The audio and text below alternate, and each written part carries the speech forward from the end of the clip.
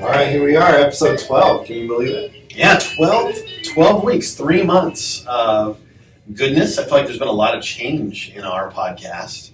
Yeah, we've gotten more technical. Right. We've gotten more knowledge by the people that we have calling. We're not the knowledge. Right. It's the callers.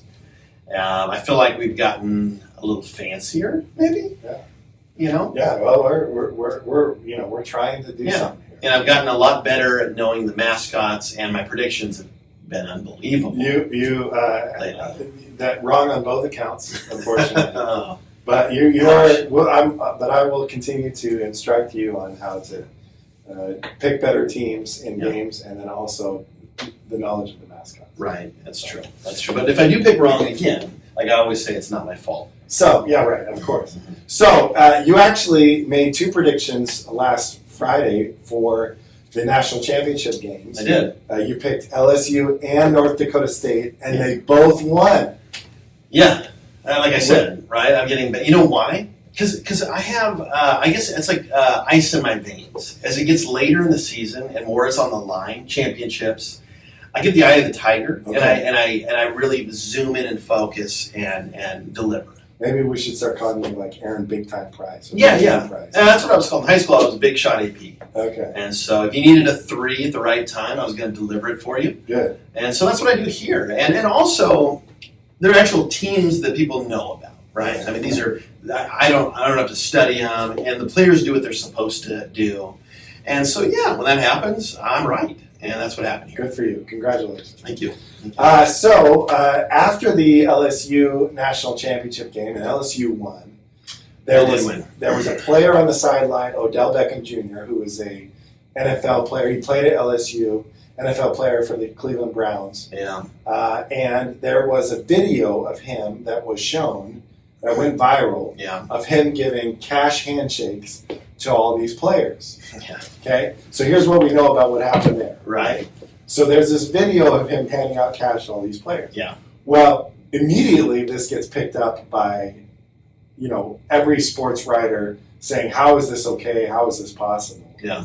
And initially, the theory was that he was handing out fake money, right? That it was just like he's being funny. Monopoly money, being a goofball. Yeah.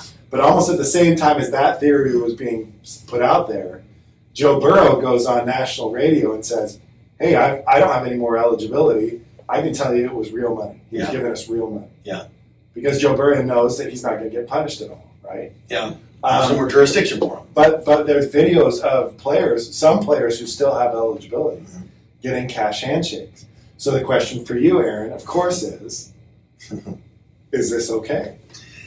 Absolutely not. This flies in the face of a couple of things, right? Here it is, a booster giving student athletes cash. If you asked my daughter, who's 2 years old, Isabella, said, "Hey, Izzy, is it allowed for student athletes to get cash from a booster?" She's probably going to say, "No, Daddy." Right?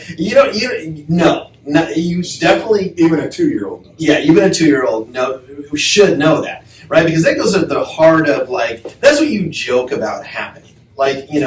Coaches would do that when I worked at USC or Oregon State. Be like, I'm going to give some cash to this recruit or whatever, this player. And I was like, yeah, because it was so outrageous, But here it happened, a booster after a high-profile national championship game on national TV. With hundreds of cameras, yeah, hundreds of cell phones out, just I mean, what does he think? I have to believe he meant to do that. He intended to snub his nose, snub his finger kind of at the NCAA. You know what I mean? Like you guys are idiots. I'm giving these guys cash. Because everybody knows you can't pay athletes. I mean, nobody's confused on that. I can't imagine anybody listening going, boosters can't pay athletes? There might be a couple of people that maybe have no idea about the rules, but Odell Beckham played in college. He knows. That's why he was doing that for the cameras. The problem is, he didn't think of all the ramifications of it. Right.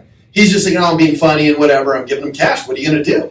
Well, what we're going to do is make these players that have eligibility remaining ineligible, right? And now we got to probably have them pay the money back to a charity of their choice. Who knows if they're going to have to sit out a game or 2 next year? Maybe not, but it kind of depends on the circumstances of what happened. If the player says, yeah, I took it because I was embarrassed, he handed it to me, but then I immediately went and handed it back, I'm sorry, maybe you report a violation and give him a little tap on the wrist. But if those players are sort of pocketing it, went and spent it, we got kind of problems here. You also have problems with Odell Beckham. They need to control post-game access to the players. I think LSU needed to do a better job of that. Well, and then there's a video of him in the locker room with the players, and there's a police officer who is there. Yeah. Because I guess I understand that some of the players tried to smoke cigars in the locker room, and the police officer said, "No, you can't smoke in here. Yeah. You got to leave." Now, there's no NCAA violation there. They're just the law is just trying to say you can't do this. Yeah. But as he's trying to do that, then Odell Beckham Jr. Pats the police officer on the butt. That's not a good look. Not a good look in a lot of levels, right? I mean, you're in a locker room, you're smacking a police officer on the butt. First of all, it's disrespectful, right? Because the cop doesn't know you 100%. from anybody. So you just disrespected him. You're making fun of his role. His role is to keep the peace and to keep people from coming to the locker room and maybe causing a scene, causing a situation. Because after a national championship, like after USC won the Rose Bowl, and I was in the locker room, it's a madhouse. It really is. There's people coming in and out, media and security. There's so many things going on. It's hard for somebody to kind of make sure they know everybody that's coming in. So you need a police presence to make sure you don't have some crazy fan or maybe an angry fan from the other team. Yeah, of course. That makes a lot of sense. Running in and saying, I hate you guys cheated, I'm punching one of the players in the face. Who knows? So you need a police presence there. And you got Odell Beckham, this dude coming in and smacking people on the butt. He's kind of like dancing in front of the cops a little bit and making kind of a scene. Trying to be funny, but the whole thing, I mean, he ended up causing an NCAA violation for LSU, and then he's now got, I think, a warrant out? Yeah, so he's been charged with an assault and battery. Yeah, unwanted touching, right? Unwanted touching, absolutely. That's law school. That's law school 101. Yeah, right? yeah. You learn that in the first week of law school. Yep. Yeah, it doesn't have to hurt or knock you out. Yeah, it clearly the police officer reacted in the video. Yeah, he was offended. Right. And so, there's a warrant out for Odell Beckham's Jr.'s arrest. Yep. He could be in some legal trouble. Yeah. Probably a misdemeanor, probably no. Yeah, he's not going to see jail time or anything. Yeah. But there's going to be a fine and probably maybe some community service and that kind of stuff. Yeah. I don't know the laws specifically in Louisiana, which is where the game is played. Yeah. But that's probably what's going to happen. And then the NFL may take a look at, with their player conduct policy. Yeah. They may take a look at that also. Yeah, the NCAA, you never know. They could say, too, like, hey, you now need to limit access for this booster. Remember, USC had that happen with Reggie Bush. Right. Now, I don't think that they're going to say for 10 years you can't have Odell Beckham Jr. around, but they might say, we don't want this guy around for a year or 2 years. You need to limit his access because he's not acting appropriately. He's sort of handing out cash to players, committing violations on purpose, smacking police officers on the butt in the locker room. I mean, who is this guy? And it kind of honestly takes away from the luster of the win by LSU. The players were the ones that won it, right? And then now they have Odell Beckham getting all of the media for negative things. That's disappointing. It's almost like having winning some great thing, and then there's some side story that happens that becomes the real story. And that's a shame for LSU in a lot of ways, and so they're going to have to take a look at their player access and what they're going to do with Odell Beckham. But it's not they're going to have to figure this out too. Now, why can Joe Burrow take the money? Because as soon as that competition was over, he doesn't have any more eligibility left. And Joe Burrow is a fifth-year senior. Yep. He's exhausted all of his eligibility. Right. So he's done. Right? Yep. Yeah, so his penalty is, well, great, then say I'm not eligible for competition. I'm not eligible anyways. My eligibility is over. Yeah. Do you know if he would be able to play in like a Senior Bowl or something? He's not going to because he's not going to play in any of those games. Yeah, so if it's not representing the school, that would be fine, but he couldn't do anything for the school. He couldn't represent LSU in any competition. Now, he can't, eligibility-wise, that's why he can essentially take the money. But the third years that maybe we're going to declare for the NFL draft, they weren't sure if they were or weren't. Now they have this stain sitting there. Like, you're going to be ineligible right now. You have to repay the money, maybe do some community service, maybe do some sort of penalty the NCAA wants, like rules ed, that sort of thing. Maybe you have to sit out a game. I don't know. It depends on the egregiousness of it. Right. They have a decision to make now. But those sophomores and maybe a freshman that took it, they got a problem on their hands, and they're going to have to figure it out. And imagine if you took the money, blew the money that night, and now you took $500 or $1,000, and now you have to pay that back. You don't really have the money. Now you're figuring out, oh, crap, man, I got to pay $1,000 back. I didn't want to waste. Now it's sort of like the player wasted their own $1,000. Well, right? Yeah, right, of course. But a couple of the kind of the writers that I saw, people that I follow on Twitter, were kind of making a big deal about this and saying, well, hey, what's the big deal? These kids are taking money. Ed Ogeron got a bonus of over $500,000 because he won the national championship. Yeah. So what makes it okay for Ed Ogeron as a coach in the NCAA to get that kind of a bonus when the kids can't even get a couple $100 from a player? Yeah, and a lot of things that in our society are set up that way, right? You're going to have an intern for a company, let's say Intel, that makes nothing or makes $20 an hour. You got a CEO making $5 million, and maybe that intern's doing a bunch of work, maybe more work than the CEO's doing, grunt work, right? And then the intern thinks, I should be making way more than this. I'm getting ripped off here. I'm going to go steal from the company, or I'm going to do this or that because this isn't fair. Well, that's the breaks. I mean, that's what it is. Ed Ogeron's basically the CEO of LSU. And yeah, the worker bees are talented in moving the bar, but they're still worker bees, so to speak. That's a weird term, but you know what I mean. They're the ones working. And so they make a lot less. What they make is a stipend and their scholarship and that sort of thing. That's how it's different. I mean, every level of our society has that breakdown. And so that is what it is. That's capitalism. We don't all get kind of the same. And that's what I would say to that argument, to be honest. Yeah, it'll be interesting also from as I look at this to see how this changes once the name, image, likeness type stuff comes up a little bit more, and they get a little bit more nuanced with that, because that could change how these types of situations are governed, right? I mean, it could, but this goes at the heart of like the worst of the worst. A booster paying cash to a player at an event. I mean, that on TV. Right? I mean, that doesn't get any worse. Because otherwise, imagine that it would be a free-for-all. You get the Oregon Ducks having Phil Knight there going, okay, here you go. Here's $500 for you. Here's $500. It's just, it smacks in the face of the basic rules. And there's no way they can allow it. And I think that LSU needs to have the pressure to get Odell Beckham out of the way for a while, because he's obviously not respecting the NCAA. He's trying to kind of snub them a little bit and say their rules are stupid. We're giving these players cash. Well, guess what, though? They're not pros. They're not pros. They haven't made it to the level. They're still interns in the football world that are developing skills and abilities and that sort of thing. They haven't earned the right, so they don't get to get executive pay yet. And a lot of careers are set up that way, and this one's no different. And I get that they want that money and they do great work and they're televised, but a lot of people in our society do great work and get less money than someone that's above them. Happens all the time. And so, it's just the way it is from my perspective. Okay. All right. Well, we'll see how this all plays out, what kind of penalties LSU might get. Yeah. What kind of players, some of the penalties the players might get. Yeah. And we'll follow up with this story as it continues to develop. Yeah. Compliance issues that go viral are never good, and you need assistance to help you through that. For sure. All right. Well, what does that sound mean? It's call time. It's call time. It's call time. That's my favorite time of the year, is when we get to talk to the membership and the experts actively working on the front lines of this industry. All right, and this call, as it has been for the last 2 weeks, is going to be brought to us by Welsh, Bruin & Green. It's a Portland-based law firm specializing in workers' compensation, personal injury, and vocational and Social Security disability, and also collegiate sports law. Right. So what are some of the things that we can do for a college or university? Well, pretty much anything a compliance office can do. We can do basically their consulting services that we can do at a flat rate or an hourly rate. We can tailor whatever your needs or issues are and come to an agreement and then start helping you out. And so we got legal experience, we've got compliance experience, and I think that we could do anything your compliance office or athletic administration can do for you.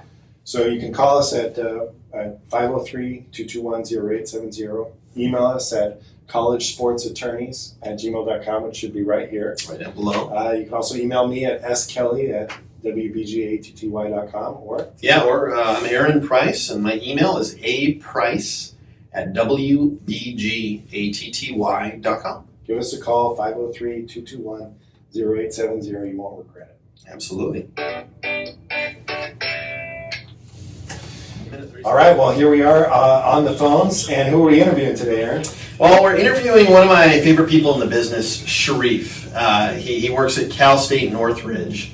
And Shareef I have a lot of respect for Shareef, always have, and that's why I wanted to talk to him today. And he'll talk a little bit about his background and stuff, but we got Cal State Northridge in the house today. The Matadors, all right. Absolutely. All right, well, Shareef, thank you very much for your time today. We always start with you kind of introducing yourself and kind of where you work, your position there, and that kind of stuff to start. Is that all right? Absolutely. Yeah. First off, guys, thanks for having me up here. It sounds like a lot of fun. We're excited to be chatting about college sports and everything that goes along with that. Like Aaron mentioned, my name is Shareef Amer. I'm an associate athletic director for administration and operations at Cal State Northridge. I've been in this position for about a year and a half now. Before coming here, I worked in compliance at USC for about 3 years. And before that, I worked in compliance at University of Michigan for about 3 years. Kind of came up through compliance, and now I wear several hats here at CSUN. I oversee compliance, facilities, game operations, and a few sports as well. So a new role for me, a new challenge, and it's been exciting so far. Well, that's awesome. So I guess the first question usually from our listeners, we've got a lot of listeners who are trying to get into this business and that kind of stuff. So how did you actually get into compliance? What's your kind of educational or experience type background that got you into compliance? Yeah, it's actually kind of a funny story. I actually enjoy telling it. So I was an undergrad at the University of Michigan, and I knew I wanted to go to law school. And at the time, I was thinking I'm going to be a sports agent. I saw one of my friends who played football at Notre Dame. I saw him go pro, and he was actually a pro boxer and a pro football player. And I just was really intrigued by the process and what his agent did for him and kind of what that entailed. So that's kind of what I thought I was going to do. I chose my law school based on, I was University of Tennessee for law school. I chose it based on, it was a big mega agent in the area, and, Tennessee Athletics is the story program. I kind of figured, hey, with my connections at Michigan, if I can establish connections at Tennessee, I could really become an agent and really be successful. And it was while I was working for an agent in town in Knoxville that I kind of learned that, this is just not my cup of tea. It's just not for me.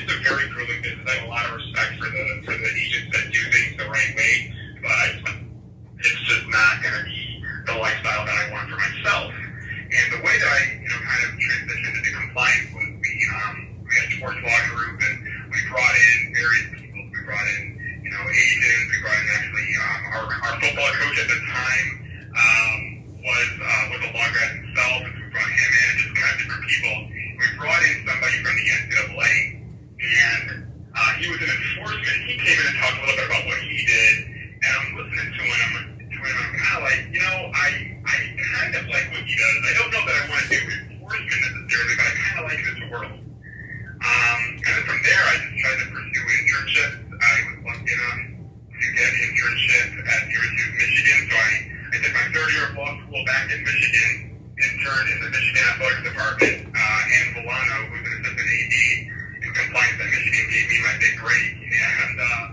just started there and just worked my way up. Oh, that's great. It's amazing to me, as everybody that I meet with and talk with that's in this world.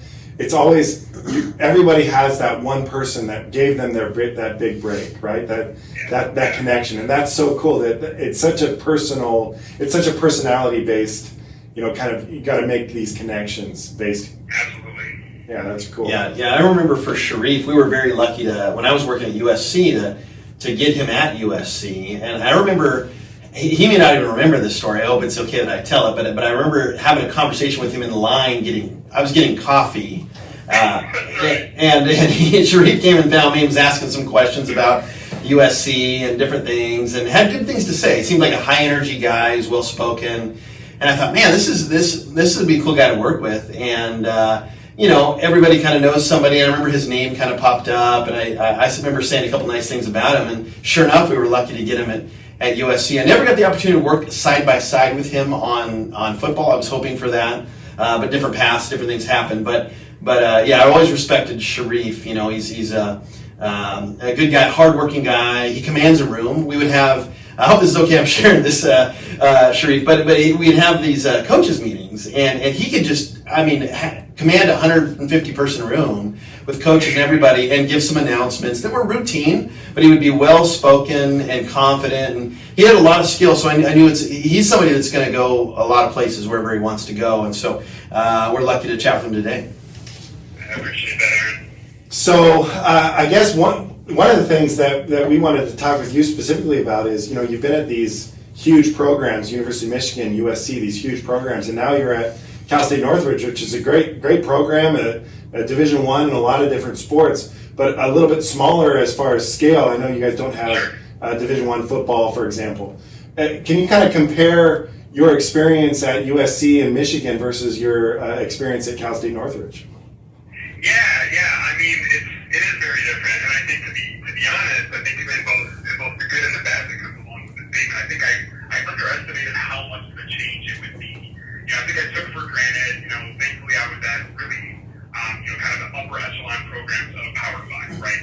And I kind of just thought, okay, well, D1 athletics is pretty much like this, right? And when I applied to CSUN, originally it was just kind of I just wanted to see if I was at a level. Really, I wanted to see if I was at a stage in my career where I could make a push for an associate athletic director job, right?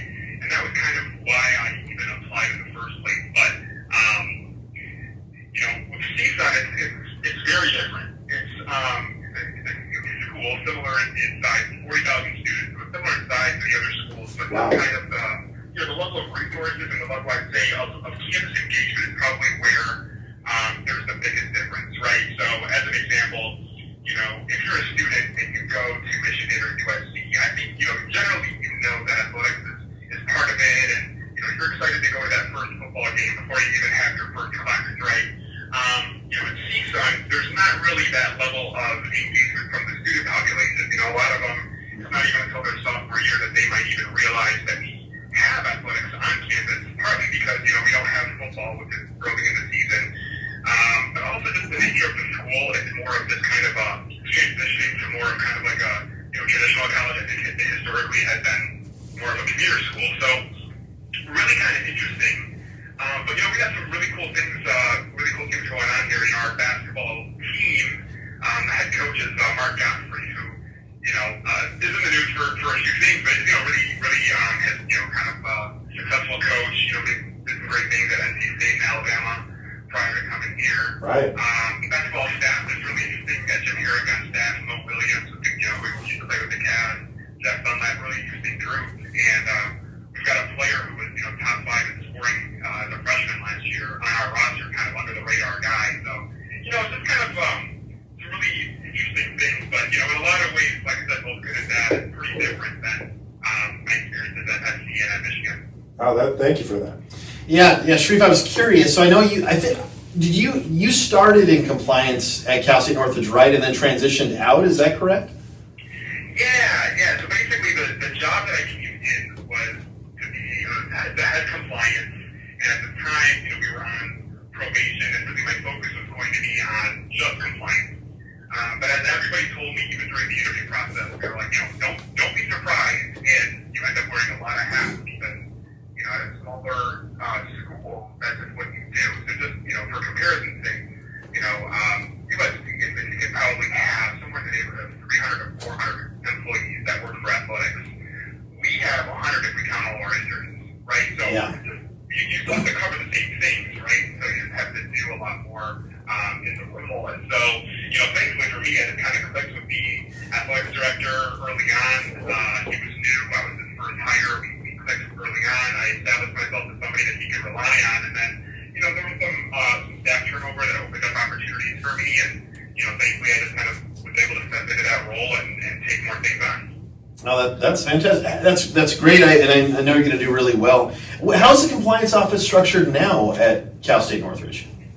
Yeah, so I still oversee compliance. I have more of a hands-off role. I'm mostly involved with basketball, with men's basketball. We were able to, we got off of probation, thankfully, so we're kind of out of the weeds there. but we're still, trying to do the best we can with what we've got. We had, the previous structure was the head of compliance and 2 compliance coordinators. And what I did was I converted those 2 positions, put a little bit more funding into those positions, and converted them into a director of compliance and an assistant director of compliance. So they both of those positions report directly to me, and we all report within athletics. And then we've just started kind of an internship program where we're hoping to get 3 or 4 good students to help us out with some of our monitoring needs and things like that. Oh, that's great. Do you set it up sort of by sport, or is it just sort of everybody just jumps in and tackles what they can? So we kind of do it by practice area. So the director is mostly in charge of providing interpretation and providing rules ed and kind of, I think more of the higher level, work that you need a little bit more experience for. Our assistant director is more, he handles financial aid, and he does more of the monitoring across, bylaws 13, which is recruiting, and 17, playing and practice needs and personnel as well, bylaw 11.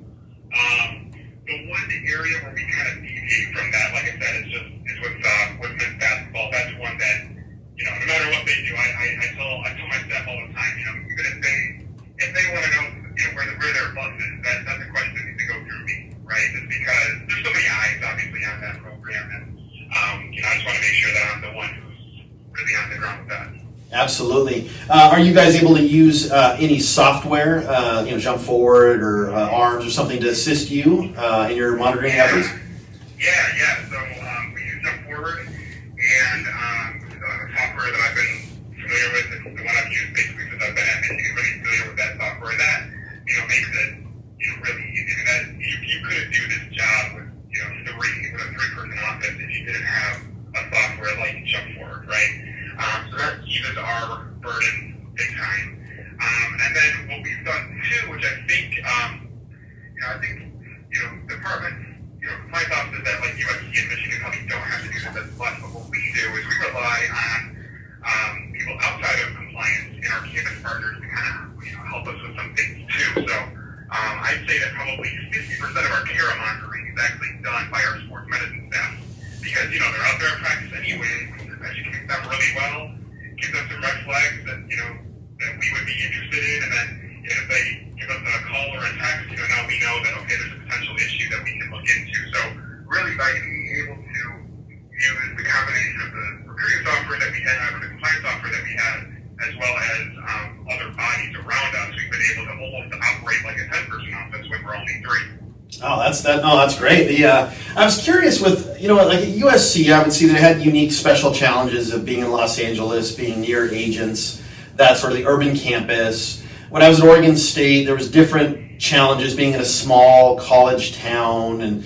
local boosters and restaurants that were heavily involved. And is there anything that's sort of unique or special to Northridge, like a unique challenge that you guys have to kind of focus on or deal with in your setting?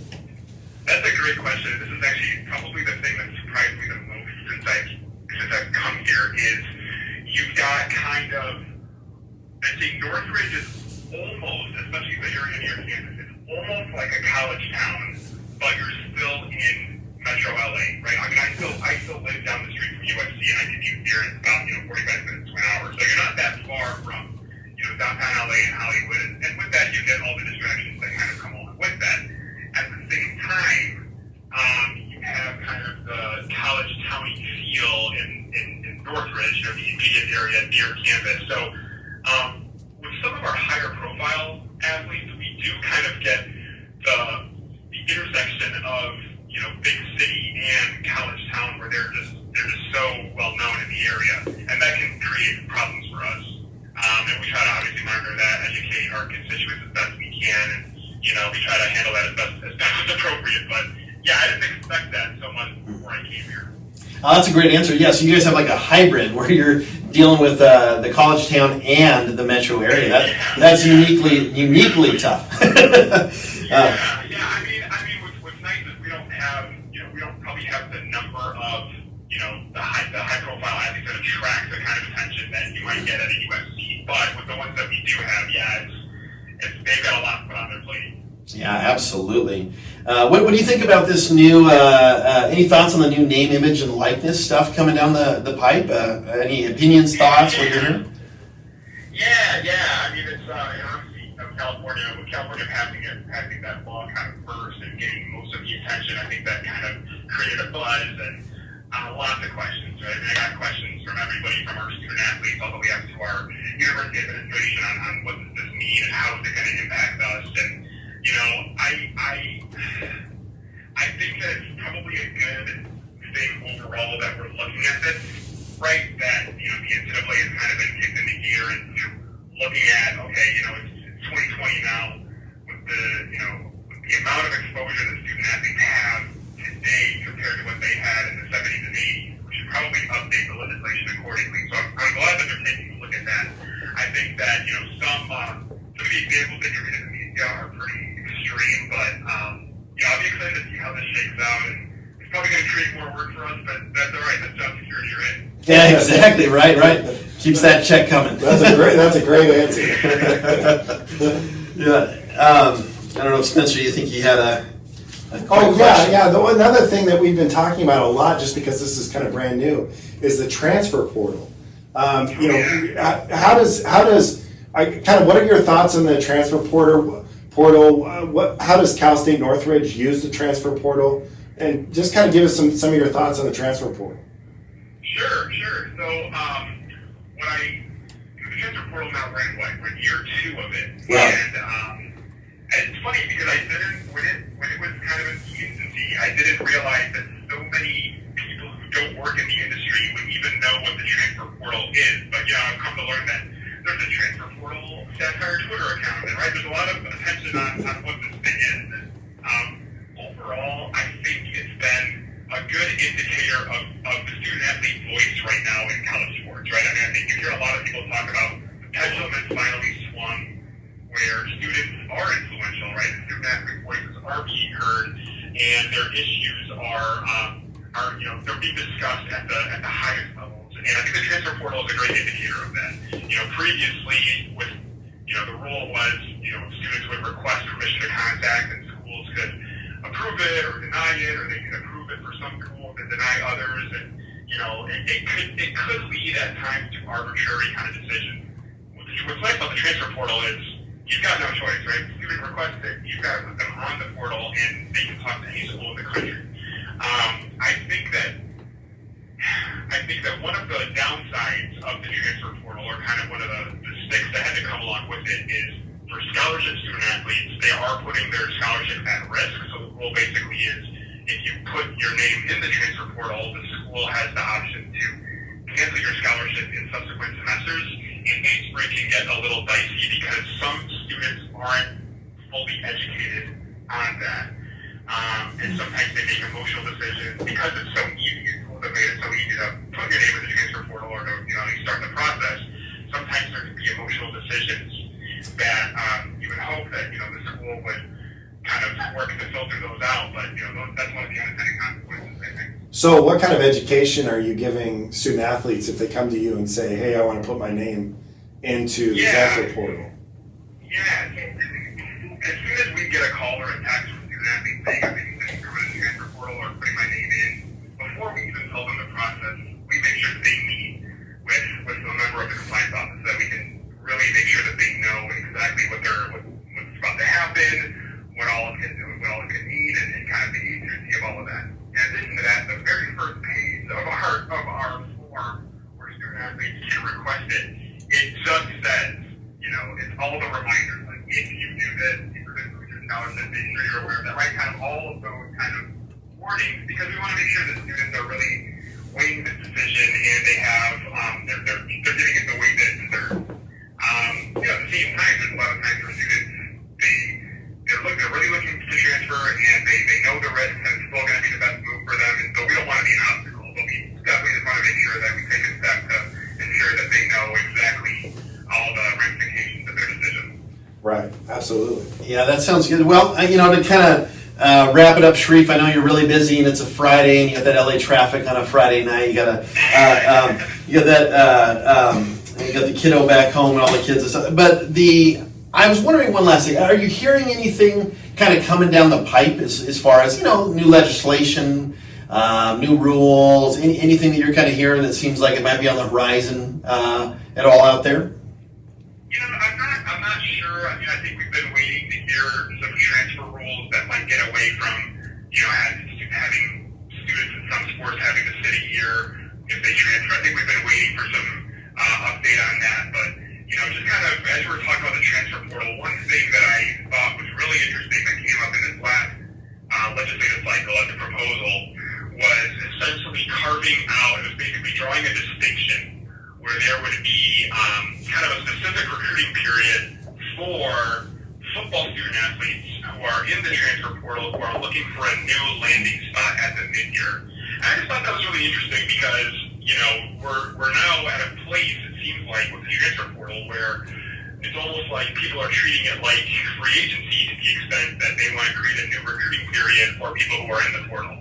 Which, I've kind of gone both ways on that. I chewed on that for a while, and I think that can set a dangerous precedent. It might incentivize students to go in the transfer portal so that they can take advantage of extra recruiting visits, maybe without weighing all the costs, like I mentioned before, of, they could potentially lose their scholarship and all that. So that was just one thing that popped up that I, personally hope doesn't become a trend moving forward, that we're going to treat students in the transfer portal differently than other students. But, that's kind of the one thing that popped up. Yeah, wow. That's great. That's good. Yeah, well, Shareef, we really appreciate your time, man. Cal State Northridge is very lucky to have you. I know you're doing some good things there. I know your future's bright, and just appreciate your time with us. And I know our paths will cross here soon. Keep in touch, man. Yeah, we'll be cheering for the Matadors. Yeah, absolutely. Absolutely. That's awesome. We had a big win last night. We're doing pretty well in conference. Men's and women's basketball are doing really well in conference. So keep an eye on us. We're making some moves here. Yeah. So thanks again for having me, guys. Absolutely, man. Bye-bye. Yeah, bye. Okay, let me start this here. Yeah. All right, so Spencer, that was Shareef from. He was spectacular. Yeah.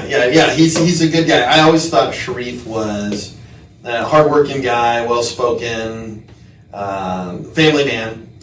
He has been a lot of different places. Michigan, USC, Cal State Northridge, wore a lot of hats. He's very motivated, career-driven, relationship guy. There's like a mold, right? Yeah. I mean, we've interviewed 3 different people in this compliance world. Yeah. And there's this mold of this hardworking, driven, career-oriented, a lot of family-oriented guys, guys and girls, and hopefully, it's just been cool for me to see this coming from the outside. Interviewing these guys. Yeah, because I think to be good at the job, you have to be good with people, or you're not going to be good at the job. That's one. You got to be proactive, hardworking, organized. Well-spoken, because you do a lot of speaking, a lot of public speaking, a lot of rules ed in public and verbally. Some emails and some in writing, but it's a heavy verbal profession. And then family-oriented, it's conducive for that because you work really hard, 8 to 5, but then it shuts down, right? And then maybe you go to the sporting event on the weekend, you bring your kids, you bring your family, everybody gets together. But it's a good career where if you're hardworking, you work really hard during the day, and then you take care of your family at night. And they're cool jobs. And Shareef's one of the many that I know that are going to do a great job. And Cal State Northridge is lucky to have him. So I'm just glad to pick his brain. But you're hearing some trends on how the transfer portal's going, name, image, likeness. And you can see. I mean, Shareef didn't have any specifics to really say on it because there isn't any specifics. We're just kind of watching it right now. It'll be interesting, interesting to see how it shakes out. Everybody wants the kids to get paid. How do you monitor? How do you get on top of it? Nobody exactly knows, and that's what they're trying to work on. Yeah, it was interesting that he said it's probably for the better, but it's going to create more work for compliance officers. Yeah, which is a good thing, but it will. It'll probably increase the work the compliance officers do. And you heard the special challenges of Cal State Northridge, small campus, big campus. Which is pretty cool, and he's wearing a lot of hats there. What a great guy. Yeah. Hey, and I did want to comment. You're looking quite dapper today. Yeah, I was feeling fancy today on a Friday. I'm wearing my USC tie that my wife got me for Christmas. It's a skinnier, darker, more modern tie. For sure. And it's got the little SC, the new logo from SC, new from a couple of years ago here, without the Trojans written on top. So yeah, feeling fancy, and I see you're feeling pretty fancy as well. What do you Well, got there? not necessarily fancy, but I am rocking my Rutgers shirt. Yeah, let's see if the camera can see. Yeah, Rutgers, absolutely. okay, I got this shirt at the Rutgers bookstore when we went and visited there a couple months ago. Absolutely, yeah. We were on campus at Rutgers, and Rutgers Scarlet Knights. Scarlet Knights. Yeah, you knew that one right away. I've told you, I have the Tigers. It's getting late in the game. I start delivering. Okay. 3 right there for you. Well, maybe we should set up some type of a nickname off challenge. What do you think about that? Let's do it. Let's do it. In fact, I think one of our listeners had kind of challenged you. That's true. So- So yeah, we got a listener from Miami who challenged me. Yeah, listener to from a Miami. nickname off. So we're gonna set something up with him. Yeah. To have a cross country nickname off with this Yeah. guy. Let's figure that out. Yeah. But I mean, he doesn't. I mean, I'm right there. If you're 1A at 1B. Okay. I mean, all right. so well, you know. maybe we should have someone else create the game. Yeah. We'll see. We'll see. Yeah, we'll see how it goes. Yeah, absolutely. All right. Well, now that college basketball is in its full swing and college football is done, Yep. we're going to start predicting some college basketball games in the future. Yeah. We don't really have any specific, really big games this weekend. Yeah. But it might be something that we could kind of do in the future where we maybe pick a couple of games to talk about, some big matchups. Absolutely. And then when March Madness comes around, we should have a bracket challenge. Yeah, I feel like you're going to be at March Madness. I am. I'm going to be. I wonder if there's a way we could remotely do one where you're there and I'm here and you call in. I mean, in fact, you have gotten on the video board, the Jumbotron, before. The last 2 years, we've been on the Jumbotron. I think we should make that part of our podcast, a little entertainment of you at March Madness. If the listeners would like that, I think they would. Absolutely. Yeah. I'll take some videos. We'll send them in. All right.